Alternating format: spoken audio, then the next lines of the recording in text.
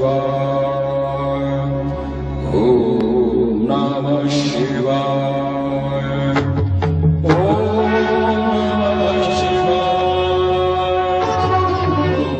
ओम वंदे देवोमापतिं सुरगुरुं वंदे जगत्कारणं वंदे पन्नगभूषणं जगधरां वंदे पशूनां पतिं वंदे सूर्यशशाङ्कमणिनयनं वंदे मुकुन्दप्रियं वंदे भक्तजनार्तिहं च वंदे शिवं शङ्करम्। तो जैसा कि हमने कल जलंधर का जन्म, उसका विवाह की कथा श्रवण की और कैसे देवताओं के साथ उसका भयंकर युद्ध हुआ, इसकी कथा सुनी। अब हम आगे की कथा का श्रवण करेंगे। तब सनत कुमार जी कहते हैं, उसके बाद महान बलि दैत्यों ने भयभीत चित्त वाले देवताओं को शूल, परशु, पट्टिस आदि आयुधों से मारा।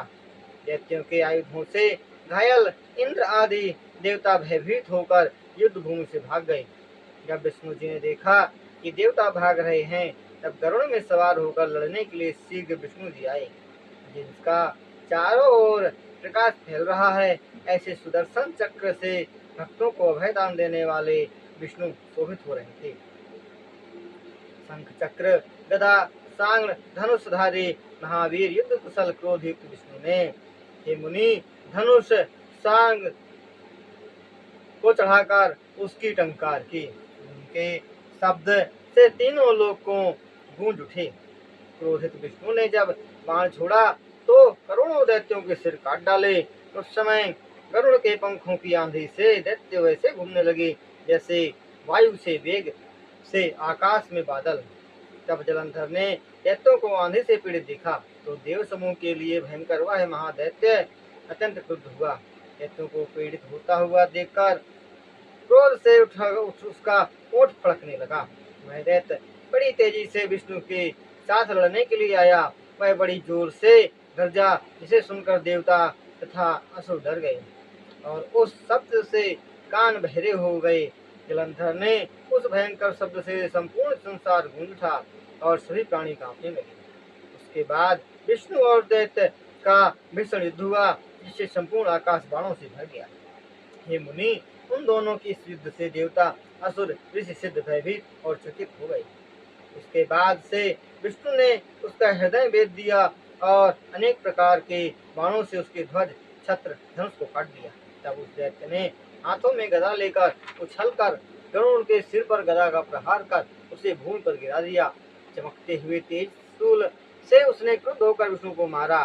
दैत्यनाशक विष्णु ने हंसते हुए तलवार से उसकी गदा को काट दिया और उस दैत्य को सांग धनुष से निकले हुए तेज बाणों से भेज दिया।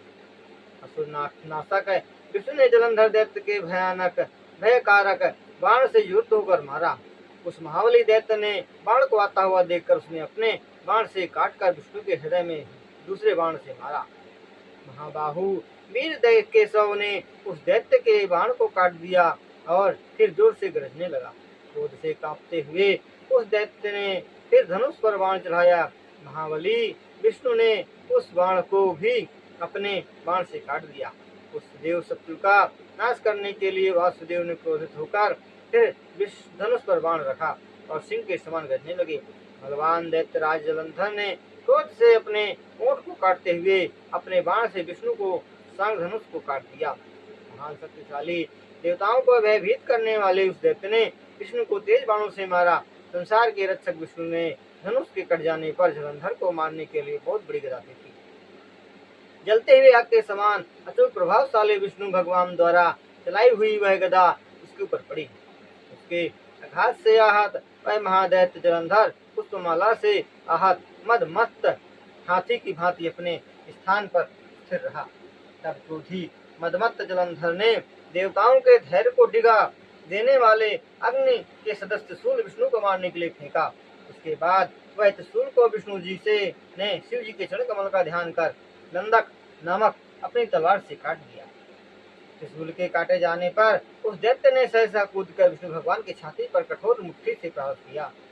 महावीर विष्णु ने भी वह पीड़ा की चिंता न करके जलंधर की छाती पर तान कर मुक्का मारा। उसके बाद ये दोनों महावीर बाहुओं, मुष्टियों और घुटनों से युद्ध करने लगे, पृथ्वी को सब ध्यान करने लगे। इस समय इस प्रकार उस दैत्य ने विष्णु के साथ बहुत समय तक युद्ध किया।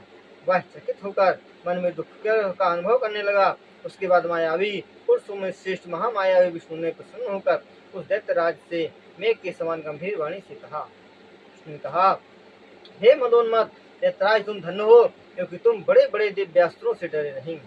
इन्हीं उग्र आयुधों से मैंने बड़े शक्तिशाली घमंडी वीरों को मारा, वे सब मर गए। हे दैत्य, तुम्हारे इस युद्ध से मैं प्रसन्न हूँ। तुम सचमुच महान हो। तीनों लोकों में चर अचर में तुम्हारे जैसा वीर मैंने नहीं देखा। हे दैत्यराज, तुम न देने योग्य भी अपने मन में स्थित वर मांगो। मैं तुम्हारे पराक्रम से प्रसन्न हूँ, अतः तुम्हें सब कुछ दे सकता हूँ। सनत कुमार जी ने कहा। मायावी विष्णु की इस बात को सुनकर महान बुद्धिमान दैत्यराज जलंधर ने कहा, हे भक्त प्रिय, यदि आप मेरे ऊपर प्रसन्न हैं तो मुझे यह वर दीजिए। मेरे घर में मेरी बहन के साथ अपने गणों सहित निवास कीजिए। सनत कुमार जी ने कहा। महादैत्य की वचन को सुनकर दुखी होकर विष्णु जी ने अच्छा ऐसा ही हो कहा। उसके बाद लक्ष्मी तथा देवताओं को लेकर विष्णु भगवान जलंधर के नगर में आकर रहने लगे। फिर जलंधर दैत्य लक्ष्मी सहित विष्णु को अपने घर में देखकर प्रसन्न हुआ। उसके बाद जलंधर ने देवताओं के पदों पर प्रसन्नता के साथ दैत्यों को नियुक्ति कर स्वयं भूलोक चला गया। देवता गंधर्व सिद्धों के पास जो रत्न थे उन सबको समुद्र पुत्र जलंधर ने अपने वश में कर लिया। महाबली विशुंभ दैत्य को पाताल लोक में नियुक्त कर वह बलवान जलंधर शेष नाग आदि को भूलोक में ले आया। देव गंधर्व सिद्ध सर्प राक्षस मनुष्यों को अपने नागरिक बनाकर वह तीनों लोकों को में शासन करने लगा। इस प्रकार जलंधर सभी देवताओं को अपने वश में करके अपनी संतान की भांति धर्म से प्रजा का पालन करने लगा। धार्मिक बुद्धि से प्रजा पालन करते हुए उसके राज्य में कोई रोगी, दुखी, दीन आदि नहीं दिखाई देता था। इस प्रकार शिव महापुराण में विष्णु जलंधर युद्ध वर्णन नामक सहस्त्रवां अध्याय संपन्न हुआ। तब सनत कुमार जी कहते हैं, हे मुनिवर, उस महासुर द्वारा धर्म पूर्वक शासन करने पर भी उसके स्वामित्व को में भी सभी देवता दुखी थे। वे दुखी देवता मन से देव के सबके स्वामी शिव जी की शरण में आए। अपने दुखों की निवृत्ति के लिए भक्त वत्सल भगवान शिव जी की स्तुति करने लगे। अपने भक्तों की इच्छा को पूरी करने वाले शिव जी ने देवताओं की सहायता करने की इच्छा से नारद जी को बुलाकर वहां जाने का लिए प्रेरित किया। फिर ज्ञानी शिव भक्त सज्जनों के आश्रय नए देवर्षि नारद जी शिव जी की आज्ञा से जलंधर के नगर में देवताओं के पास गए। वे इंद्र आदि सभी देवता आते हुए नारद मुनि को यह देखकर उठ खड़े हो गए। मुनि को प्रणाम कर उत्कंठित इंद्र आदि देवताओं ने आदर से उन्हें आसन दिया।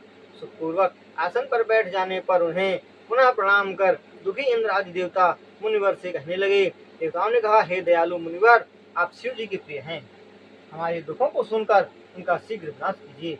जलंधर दैत्य ने हम लोगों को अपने अपने स्थानों से हटा दिया है, उसके स्वामित्व से हम सब दुखी हैं। सूर्य, चंद्र, अग्नि, धर्मराज, लोकपाल तथा दूसरे देवता भी अपने अपने स्थानों से हटा दिए गए हैं।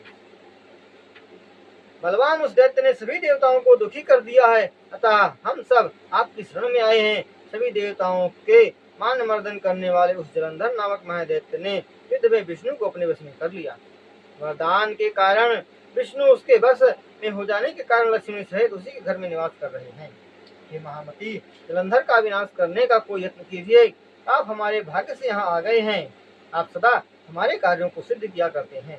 सनत कुमार जी ने कहा, हे मुनिवर, देवताओं के इन वचनों को सुनकर नारद ने उन्हें नाराज कर दिया। नारद जी ने कहा, हे देवताओं, मैं जानता हूँ कि आप सब दैत्यों ने हरा दिया है और अपने पदों से हटा दिया है, अतः आप लोग दुखी हुए हैं। मैं अपनी शक्ति के अनुसार आपके स्वार्थों की सिद्धि करूंगा।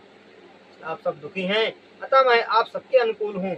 इतना कहकर देवताओं को आश्वस्त कर मुनिवर दैत्यराज देखने के लिए जलंधर की राजसभा में गए। ऐश्वर्य संपन्न जलंधर नारद जी को आया हुआ देखकर भक्ति के साथ उठकर उसने उन्हें उच्च शासन दिया। उनकी विधिवत पूजा करके वह दैत्यराज चकित होकर हंसकर कहने लगा। जलंधर ने कहा, हे मुनि, ब्राह्मण देवता, आप कहाँ से आ रहे हैं? क्या आपने कहीं कुछ देखा है इसलिए आप यहाँ आए हैं? मुझसे कहिए। दैत्यराज की इन बातों को सुनकर मुनि नारद प्रसन्न होकर जलंधर से कहने लगे।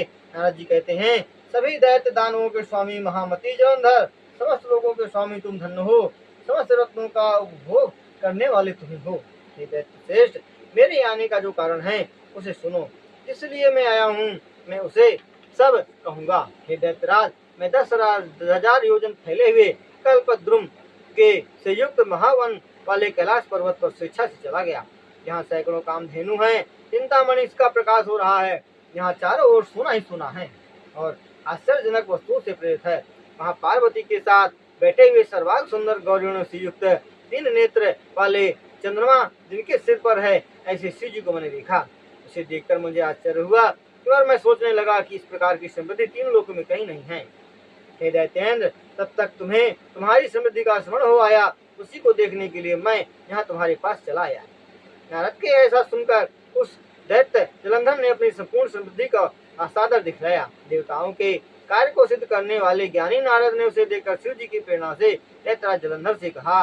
नारद जी ने कहा, हे वीरों में श्रेष्ठ, निसंदेह तुम्हारे पास पर्याप्त संपत्ति है। तुम तीनों लोकों के स्वामी हो, अतः इसमें आश्चर्य क्या है। मणि, रत्न समूह, हाथी आदि जितने रत्न हैं वे सब आज तुम्हारे घर में हैं। तुमने इंद्र का गजरत्न ऐरावत ले लिया है।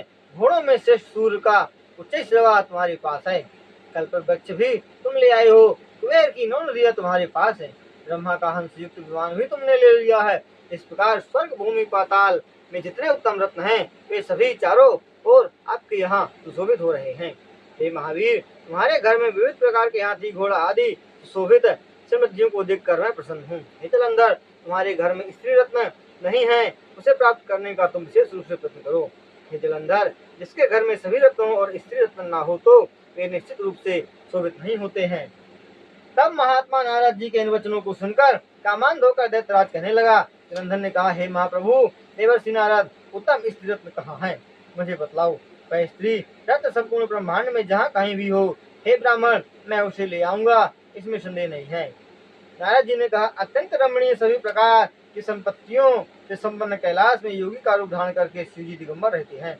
उसकी पत्नी अत्यंत सुंदरी रमणीय आकृति वाली, मन को मोहित करने वाली पार्वती है। कुतूहल से पूर्ण ऐसा रूप दूसरे में किसी नहीं है और न मैंने कहीं देखा है। यह रूप अत्यंत आश्चर्यकारक है, देखने योग्य है तथा परम समृद्धि को देने वाला है। हे जलंधर, मैं अपने मन में समझता हूँ कि स्त्री रत्न से युक्त तीनों लोकों में शिव जी से बढ़कर कोई शक्ति संपन्नी संपत्तिशाली नहीं है। जिसके सौंदर्य समुद्र में डूबकर ब्रह्मा अपना धैर्य छोड़ बैठे, उसके साथ और किसकी उपमा दी जा सकती है। आत्माराम वीतराग कामारी शिव जी को भी जिसने अपनी लीला में बस कर लिया है। हे दैत्यराज, जैसी स्त्री रत्न भोग करने की शक्ति शिव जी में है, सभी रत्नों के स्वामी होने पर तुम में नहीं है। सनत कुमार जी ने कहा, इतना कहकर देवताओं के कार्यों को करने में तत्पर लोकप्रिय सिद्ध देवर्षि नारद आकाश मार्ग से चले गए। इस प्रकार शिव महापुराण में देवर्षि और जलंधर संवाद नामक 18वां अध्याय संपन्न हुआ। तब व्यास जी कहते हैं, हे सर्वज्ञ सनत कुमार जी, नारद जी को आकाश मार्ग से चले जाने के बाद उस दैत्यराज ने क्या किया, विस्तार से मुझे कहिए। सनत कुमार जी ने कहा, उस दैत्य को इस प्रकार कहकर नारद के चले जाने पर वह दैत्यराज उस पार्वती के रूप सौंदर्य का श्रवण करने मात्र से ही कामजोर से पीड़ित हो गया। बुद्धिहीन काल के अधीन उस सुंदर स्त्री प्राप्ति के मोह से मोहित उस जलंधर दैत्य ने सह के नामक दूत को बुलाया। उसे आया हुआ देखकर काम पीड़ित सिंधु पुत्र जलंधर उससे कहने लगा। जलंधर ने कहा, सभी कार्यों को सिद्ध करने वाले महाबुद्धिमान दूतों में श्रेष्ठ सोहिके, तुम कैलाश पर्वत पर जाओ। वहाँ जितेंद्रिय विरक्त संपूर्ण संशील पर भस्म लगाया हुआ तपस्वी है तथा जटाधारी समूह नामक योगी रहता है। वहाँ जाकर हे दूत, तुम जटाधर विरक्त योगी शंकर से निर्भय होकर कहना, हे योगी दया सिंधु, आप वन में रहते हैं, भूत से साच आदि से आप सीमित हैं। आप इस स्त्री रत्न को रखकर क्या करेंगे। तीनों लोकों के स्वामी मेरे नाथ के रहते हुए यह उचित नहीं है। अतः आप अपने स्त्री रत्न को रत्नों का भोग करने वाले मुझे दे दो। तीनों लोकों में जितने उत्तम रत्न हैं वे सब मेरे पास हैं। चराचर यह संसार मेरा अधीन है। इंद्र का गजरत्न ऐरावत, उच्च श्रवा घोड़ा, पारिजात वृक्ष, ये सब बल पूर्वक मैंने लिए हैं। ब्रह्मा जी का हंस विद्वान मेरे आंगन में रहता है, जो रत्न स्वरूप दिव्य उत्तम है। महापद्म आदि दिव्य नवनिधियां छीन कर कुबेर से ले ली। सोना बरसाने वाला वरुण का छत्र मेरे घर में है। कभी न मुरझाने वाले कमलों की नामक महामाला मेरे पिता समुद्र से वरुण को प्राप्त हुई थी वह मेरे पास है, तथा वरुण के पास भी मृत्यु से बचाने वाली उत्तम शक्ति मैंने बलपूर्वक जीत ली है।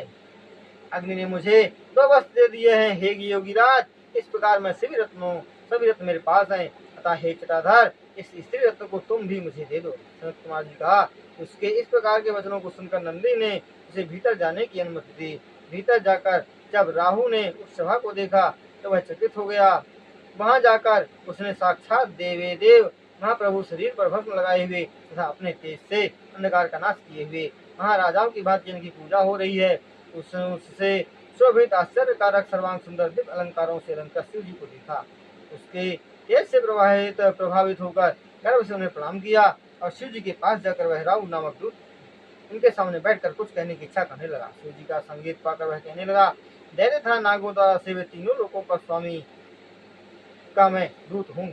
उन्होंने मुझे आपके पास भेजा है, तब मैं यहाँ आया हूँ। राहु ने कहा, समुद्र पुत्र जलंधर सभी दैत्यों का स्वामी है। वह तीनों लोगों का स्वामी और सबका नेता है। वह बलवान दैत्यराज देवताओं के लिए यमराज के सदस्य है। आपको योगी समझकर उसने जो कहा है उसे सुनिए। महादिव्य प्रभाव वाले सभी रत्नों के स्वामी उस दैत्यपति प्रभु की आज्ञा को शिवजी तुम सुनो। शमशान में रहने वाले हड्डियों की माला धारण करने वाले तुम्हारी यह हिमालय की उत्तम कन्या स्त्री कैसे हो सकती है? मैं रत्नों का स्वामी हूँ और वह स्त्री रत्न है, इसलिए वह मेरे योग्य है, न कि भीख मांगकर खाने वाले तुम्हारे योग्य है। सभी लोग मेरे वश में हैं, यज्ञ भागों को भोग नहीं करता हूँ। तीनों लोगों में जितने रत्न हैं वे सब मेरे घर में हैं। हम रत्नों का भोग करने वाले हैं, तुम तो योगी तथा दिगंबर हो। अब इस प्रकार अपने स्त्री रत्न को मुझे दे दो, क्योंकि प्रजा राजा को सुख देने वाली होती है। सनत कुमार जी ने कहा, राहु के ऐसा कहने पर शिव जी की भौहों के बीच से वज्र के समान गरजने वाला एक भयंकर पुरुष पैदा हुआ। सिंह के समान लपलपाती जीभ वाला, ज्वाला युक्त नयनों वाला, देखने बहुत बड़ा, ऊपर की और बालों वाला, सूखे शरीर वाला, मानो दूसरा नृसिंह हो। बस बड़े शरीर तथा भौहों वाला, लंबी जांघों वाला भयंकर पुरुष वह शीघ्रता से राहु पर टूट पड़ा।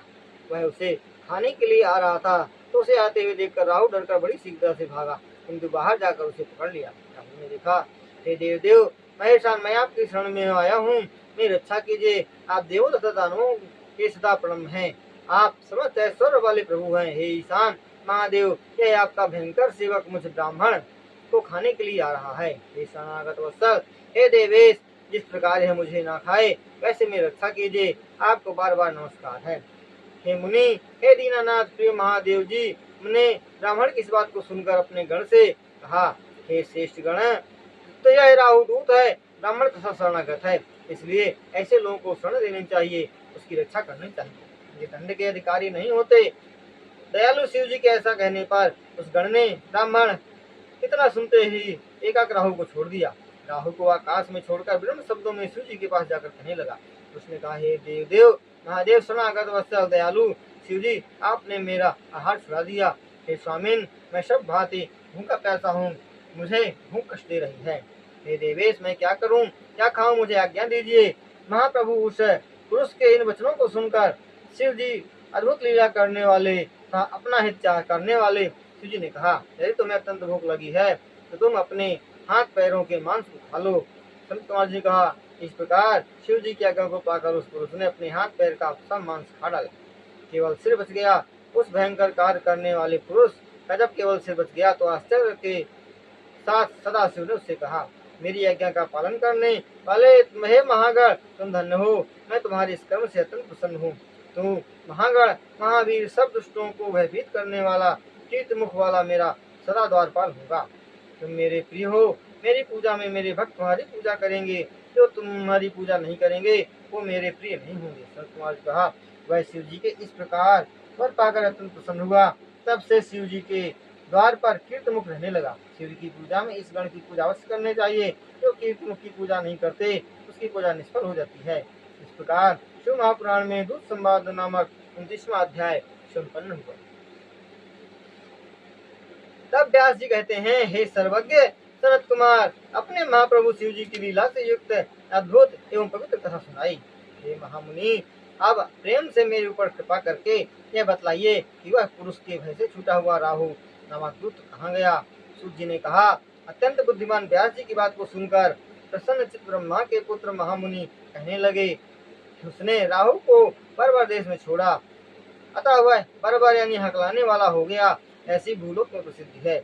वह अपना दूसरा जन्म हुआ है, ऐसा मानता हुआ ब्रह्म तथा घमंड रहित होकर धीरे धीरे जलंधर के नगर को गया। वहां जाकर उसने हे व्यास जी शिव जी के व्यवहार को विस्तार से दैत्यराज को सुनाया। दैत्यराज बलवान सिंधु पुत्र जलंधर यह सुनकर क्रोध से व्याकुल हो गया। इस प्रकार क्रुद्ध हुआ वह दैत्यराज अपने सैनिक दैत्यों को युद्ध के लिए तैयार करने लगा। जलंधर ने कहा, कालनेमी शंभु शुंभ आदि सभी दैत्य अपनी अपनी सेनाओं को लेकर निकल पड़ो। शंभु के वंशज में उत्पन्न द्रोहित कालक काल के मौर्य धौम्र ये सभी करोड़ करोड़ चले। चलते समय वेग से दैत्यराज का मुकुट भूमि पर गिर पड़ा। उस समय भूमि ऐसी शोभित हो रही थी जैसे वर्षा ऋतु में बादलों से आकाश तथा मृत्यु सूचक अनेक अपशकुन होने लगे। उसके इस प्रकार प्रेतों को देखकर इंद्र आदि देवता छिपकर शिव जी के घर कैलाश पहुंचे। वहां जाकर शिव जी को देखकर इंद्र आदि सभी देवताओं ने हाथ जोड़कर सिर झुकाकर उनकी स्तुति की। देवताओं ने कहा, हे महादेव दयालु शिव जी महेशान, आपको नमस्कार है, हम शरणागतों की रक्षा कीजिए। हे प्रभु, जलंधर द्वारा किए गए उपद्रवों से हम सब घबरा गए हैं। उसने इंद्र आदि सभी देवताओं को अपने अपने पदों से हटाकर भूलोक में भेज दिया है। हे प्रभु, आप देवताओं की इस आपत्ति को क्यों नहीं जान रहे हैं, इसलिए हमारी रक्षा करने के लिए समुद्र पुत्र का वध कीजिए। हे नाथ, आपने जो पहले हमारी रक्षा करने के लिए विष्णु भगवान को नियुक्त किया था, वे हमारी रक्षा नहीं कर सके। आजकल वे विष्णु भगवान उसके अधीन होकर लक्ष्मी के साथ उसी के घर में रहते हैं तथा हम देवता भी उसकी आज्ञा से वही निवास कर रहे हैं। हे शिव जी, हम छिपकर आपके पास आए हैं। वह बलवान समुद्र पुत्र आपसे युद्ध करने के लिए आ ही रहा है। हे सर्वज्ञ स्वामी, इसलिए आप शीघ्र उस जलंधर को मारकर हम शरणागतों की रक्षा कीजिए। सनत कुमार जी ने कहा। इतना कहकर इंद्र आदि देवताओं ने उसके चरण कमलों को देखकर प्रणाम किया और विनम्र होकर बैठ गए। इस प्रकार देवताओं की बातों को सुनकर शीघ्र विष्णु जी को बुलाकर हंसकर शिव जी ने बातें कही। शिव जी ने कहा, हे महाविष्णु, ऋषि के जलंधर से प्रताड़ित देवता व्याकुल होकर मेरी शरण में आए हैं। हे विष्णु, आपने युद्ध में जलंधर को क्यों नहीं मारा और अपना वैकुंठ छोड़कर आप उसी घर चले गए? मैंने तो आपको सज्जनों की रक्षा और दुष्टों के वध कार्य में नियुक्त किया था। संत कुमार जी कहा। शिव जी के वचनों को सुनकर गरुड़ध्वज भगवान विष्णु ब्रह्म भाव से हाथ जोड़कर कहने लगे। विष्णु जी ने कहा, आपके अंश से उत्पन्न होने के कारण तथा लक्ष्मी का भाई होने के कारण मैंने उसे युद्ध में नहीं मारा।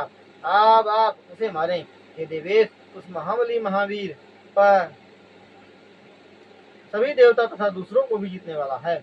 मैं आपसे सत्य कह रहा हूँ, मैंने देवताओं के साथ बहुत समय तक उसके साथ युद्ध किया। मेरा कोई भी उपाय उस दैत्यराज पर नहीं चला। उसके पराक्रम से प्रसन्न होकर मैंने उससे वर मांगूंगा ऐसा कहा। ऐसा सुनकर उसने उत्तम वर मांगा। मेरी बहन तथा देवताओं के साथ आप मेरे घर में निवास कीजिए। हे महाविष्णु, आप सदा मेरे अधीन में रहिए। इसके लिए मैं उसके घर चला गया। इस प्रकार विष्णु जी की बातों को सुनकर दयालु भक्तवत्सल महेश्वर शिव जी प्रसन्न होकर कहने लगे, हे विष्णु, आप देवताओं में श्रेष्ठ हो। आप आदर से मेरी बात को सुनिए। मैंने संदेह जलंधर दैत्य को मारूंगा। आप और देवता असुरों के स्वामी जलंधर को मारा समझकर अपने पदों पर चले जाइए। संत कुमार जी ने कहा। शिव जी की इस बात को सुनकर विष्णु भगवान संदेह रहित होकर अपने स्थान को चले गए। हे व्यास जी, इसी बीच वह अत्यंत पराक्रमी दैत्यराज युद्ध के लिए तत्पर दैत्यों के साथ कैलाश पर्वत के पास पहुंच गया। बहुत बड़ी सेना से कैलाश पर्वत को घेरकर काल के सदस्य वह सिंह गर्जना करने लगा। दैत्यों के शब्दों का कोलाहल सुनकर खलों का विनाश करने वाले महामायावी शिव जी अत्यंत क्रोधित हुए और लीला कौतुक करने वाले शिव जी ने नंदी आदि महाबली अपने गणों को युद्ध करने के लिए आदेश दिया। नंदी गणेश कार्तिकेय आदि सभी गणों को युद्ध करने के लिए प्रेरित किया। वे सभी गणों के स्वामी तथा गण क्रोधित होकर युद्धोचित शब्दों को कहते हुए युद्ध करने के लिए आ गए। उसके बाद कैलाश की निचली भूमि पर प्रमथ गणों का अस्त्र शस्त्रों के साथ आपस में घोर युद्ध हुआ। वीरों को उत्पन्न करने वाली भेरी मृदंग तथा शंखों के, हाथियों, घोड़ों, रथों के शब्दों से पृथ्वी कांपने लगी। शक्ति तोमर, बाण, मुसल, पास, पट्टसों से आकाश मोतियों से सब परिपूर्ण की भांति शोभित होने लगा। मरे हुए हाथी, घोड़ों, पैदल से शोभित पृथ्वी हो रही थी। इस प्रकार वज्र द्वारा आहत पहाड़ों से भूमि पहले शोभित हुई थी। प्रमुखों द्वारा मारे गए दैत्यों और दैत्यों द्वारा मारे गए गणों के रक्त मांस वसा से कीचड़ से उस समय भूमि अगम हो गई थी। प्रथमों द्वारा मारे हुए दैत्यों को शुक्राचार्य मृत संजीवनी के प्रयोग से बार बार जीवित कर दिया। यह देखकर व्याकुल एवं भयभीत शिव जी के गुणों ने शिव जी को शुक्र के व्यवहार की सूचना दी। यह सुनकर भगवान रुद्र ने महान क्रोध किया, दसों दिशाओं को जलाते हुए भयंकर और अतिरोध हो गए। उसके बाद रुद्र के मुख से अत्यंत भयंकर कृत्या उत्पन्न हुई, जिसकी जांघें ताल वृक्ष के समान लंबी थी, गुफा के समान मुख था और स्तनों की आघात से जो पेड़ों को गिरा देती थी। हे मुनिवर, वह भयंकर कृत्या शीघ्र ही युद्ध भूमि में आई और महान असुरों को खाती हुई युद्ध भूमि पर विचरण करने लगी। उसके बाद वह निर्भय होकर वहां गई जहाँ भार्गव के साथ वह दैत्यराज जलंधर था। हे मुनि, वह अपने तेज से भूमि से आकाश तक फैलकर दैत्य गुरु शुक्राचार्य को अपनी योनि के भीतर छिपाकर आकाश मार्ग में अंतर्धान हो गई। भार्गव को अपने बीच में न देखकर दैत्य सेना के वीर मलिन एवं घमंड रहित होकर युद्ध से भागने लगे। तब शिव गुणों के भय से दैत्यों की सेना वैसे हट गई जैसे वायु वेग से बिखरा हुआ तरण समूह। गणों के भय से तरबेतर हुई वह अपनी सेना को देखकर सुम्न काल में ये अत्यंत क्रोधित हुए। वे तीनों सेनापति शिव जी के गणों की सेना को वर्षा काल के मेघों की भांति बाणों की वर्षा कर रखे उन्हें भगाने लगे। दैत्यराज द्वारा चलाए गए वह बाण टिड्डी दल की भांति दस दिशाओं में उड़कर गण सेनाओं को कपाने लगा। शिव जी के गण सैकड़ों बाणों से बिनकर खून की वर्षा करते हुए बसंत ऋतु से खिले हुए किंतु तेसु पुष्प के समान कुछ नहीं जान रहे थे। तब अपनी सेना को खंडित देखकर नंदी, गणेश और कार्तिकेय अति क्रुद्ध होकर शीघ्रता से दैत्यों को हटाने लगे। इस प्रकार शिव महापुराण में सामान्य गण असुर युक्त युद्ध वर्णन नामक 20वां अध्याय संपन्न होगा। तब सनत कुमार जी कहते हैं, वे दैत्य गणों के स्वामी नंदी तथा गणेश और कार्तिकेय को देखकर क्रोध से द्वंद्व दिखले दौड़कर आए। नंदी के साथ कालने में शुंभ गणेश जी के साथ शुंभ कार्तिकेय के साथ युद्ध करने के लिए संकेत मन से आए। शुंभ ने कार्तिकेय को मोर को 5 बाणों से हृदय में मारकर घायल कर दिया, जिससे वह मूर्छित होकर भूमि पर गिर गया। तब क्रुद्ध होकर कार्तिकेय ने 5 बाणों से शुंभ का रथ, घोड़ों तथा सारथी को मारा। एक बाण से देवताओं के वैरी वीर तथा युद्ध करने के अभिमानी शुंभ को मारा। बाण लगते ही गरजने लगा। अत्यंत शक्तिशाली महावीर शुंभ ने गरजते हुए अपने बाण से युद्ध भूमि में कार्तिकेय को मारा। जब तक क्रोध में आकर कार्तिकेय ने शक्ति अस्त्र को ले लिया, तब तक निशुंभ ने वेग से अपनी शक्ति से उसे गिरा दिया। हे व्यास, इस प्रकार सिंहनाद करते हुए कार्तिकेय तथा निशुंभ का परस्पर युद्ध हुआ। तब नंदीश्वर ने 7 बाणों से कालनेमी को, उसके घोड़ों तथा रथ पताका तथा सारथी को भेद डाला। कालनेमी ने भी क्रुद्ध होकर अपने धनुष से छूटे हुए तेज बाणों से नंदी का धनुष काट दिया। फिर वीर नंदीश्वर ने महाअसुर कालनेमी की चिंता न करके उसकी छाती में जोर से शूल का प्रहार किया। घोड़े, रथ, सारथी के नष्ट हो जाने पर और शूल के आघात से छाती के फटने पर उसने पहाड़ की चोटी को उखाड़कर नंदी को मारा। इधर शुंभ और गणेश का रथ तथा चूहा वाहन पर बैठकर परस्पर बाणों से एक दूसरे को भेद दिए। गणेश ने शुंभ के हृदय में बाण से प्रहार किया और तीनों बाणों से उसे रथ सारथी को मारकर भूतल पर गिरा दिया। तब अधिक क्रुद्ध होकर शुंभ बाणों की वर्षा करके गणेश को और 3 बाणों से चूहे को मारकर बादलों की भांति गरजने लगा। बाणों से बरस जाने के कारण दुखी चूहा घबरा गया। गणेश जी बिना गिरे ही पैदल युद्ध करने लग गए। तब गणेश जी ने शुंभ के हृदय पर धड़ से का प्रहार करके उसे भूमि पर गिरा दिया। स्वयं चूहे पर सवार हो गए। प्रभु गणेश फिर से युद्ध के लिए तैयार हो गए। उसे हंसकर इस प्रकार मारा जैसे मदवत हाथी को अंकुश से मारते हैं। कालनेमी और निशुंभ इन दोनों ने क्रुद्ध होकर सांप के समान बाणों से गणेश जी का शरीर खोद डाला। गणेश जी को इस प्रकार पीड़ित देखकर महाबली वीरभद्र करोड़ों गणों को लेकर बड़े वेग से ऊपर टूटा। पुष्पांड, भैरव, बेताल, योगिनिया, पिशाच, डाकनिया और शिवगण भी वहां पहुंचे। तब किलकिल, घर घर, सिंहना तथा डमरू के शब्दों से गुंजायमान पृथ्वी कांपने लगी। तब भूतल पर दैत्य दौड़कर दैत्यों खाने लगे, उछल कर गिराने लगे और रणभूमि में नाचने लगे। हे व्यास जी, नंदी और कार्तिकेय होश में आ गए और उठकर रणभूमि में गरजने लगे। वे नंदी और कार्तिकेय शीघ्रता से रणभूमि में आकर अपनी बाण वर्षा से दैत्यों को मारने लगी। छिन्न भिन्न मृत पतित भक्षित दैत्यों की वह सेना उस समय दुखी होकर घबरा गई। इस प्रकार विकट प्रतापी कार्तिकेय, गणेश, वीरभद्र, नंदी तथा अन्य गण युद्ध भूमि में गरजने लगे। समुद्रपुत्र के सेनानी शुंभ, निशुंभ, कालनेमी आदि सभी दैत्य हार गए। महाबलवान समुद्रपुत्र इस प्रकार अपनी सेना को विध्वंस होती हुई देखकर रथ पर बैठकर उन गणों के ऊपर टूट पड़ा। हारे हुए दैत्य अपने स्वामी को देखकर उत्साहित हुए। हे व्यास जी, युद्ध के लिए तत्पर होकर गरजने लगे। हे मुनि, विजयी नंदी, कार्तिकेय, गणेश, वीरभद्र आदि शिव के गण भी गरजने लगे।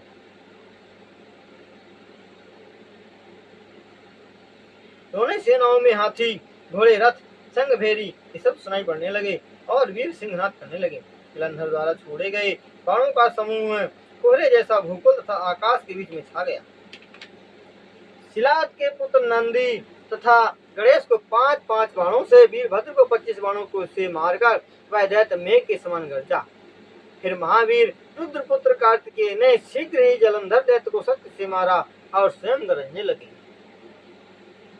शक्ति के लगते ही वह दैत्य आंखें घुमाते हुए पृथ्वी पर गिर पड़ा, शीघ्र उठ खड़ा हुआ। तब क्रोधित होकर जलंधर ने कार्तिकेय की छाती में गदा का प्रहार किया। हे व्यास जी, उस शिव जी के पुत्र ने वर के अनुसार गदा के प्रभाव को निष्फल कर दिया, अतः वह शीघ्र ही भूमि पर गिर गया। उसी प्रकार गदा के प्रभार से महावीर शत्रुनाशक नंदीश्वर भी कुछ व्याकुल होकर भूमि पर गिर गए। तब क्रोधित हुए गणेश जी ने शिव जी के चरण कमलों का ध्यान किया और उनके बल पाकर उसकी गदा को फरसा से काट दिया। वीरभद्र ने 3 बाणों से उस दैत्य के हृदय पर प्रहार किया और 7 बार उसके घोड़ों, पताका, धनुष तथा छत्र को काट डाला। तब अत्यंत क्रुद्ध हुआ वह दैत्य दूसरे रथ पर सवार हुआ और उसने भयंकर शस्त्र को उठाकर गणेश जी पर प्रहार किया। फिर वह महाबली दैत्यराज क्रोधित होकर और वीरभद्र का हृदय से विचार कर उसकी ओर वेग से गया। महावीर दैत्यराज जलंधर तीक्ष्ण बाण से वीरभद्र पर प्रहार कर गरजने लगा। क्रोधित एवं वीरभद्र भी तेज धार वाले अपने बाण से उनके बाण काट दिए।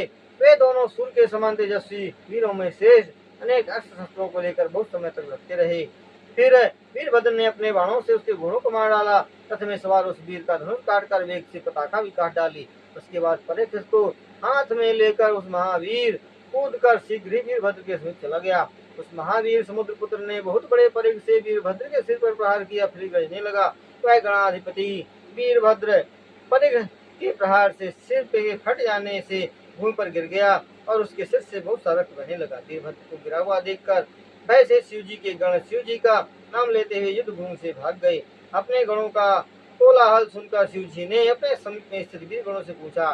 शिव जी ने कहा, हे महावीरों, मेरे गणों में कोलाहल क्यों हो रहा है, इसका पता करो, मैं शीघ्र इसकी शांति करता हूँ। इस प्रकार जब महादेव जी ने साधारण गणों से पूछा, तब तक वे उत्तम गण शिव जी के पास चले आए। उनको व्याकुल देखकर शिव जी ने कुशल पूछी और उन गणों ने जैसा युद्ध भूमि हुआ उसे विस्तार पूर्वक सुनाया। यह सुनकर महान लीला करने वाले प्रभु भगवान रुद्र ने उन्हें अभय दान देकर उन गणों का उत्साह बढ़ाया। इस प्रकार शिव महापुराण में विशेष युद्ध वर्णन नामक 21वां अध्याय संपन्न होगा। वंदे देवो मापतिं सुरगुरुं वंदे जगत कारणं वंदे पन्नगभूषणं रघुधरां वंदे पशूनां पतिं वंदे सूर्यशशाङ्कमणिनयनं वंदे मुकुन्द प्रियं वंदे भक्तजनार्तिहं च वर्धं वंदे शिवं शङ्करम्।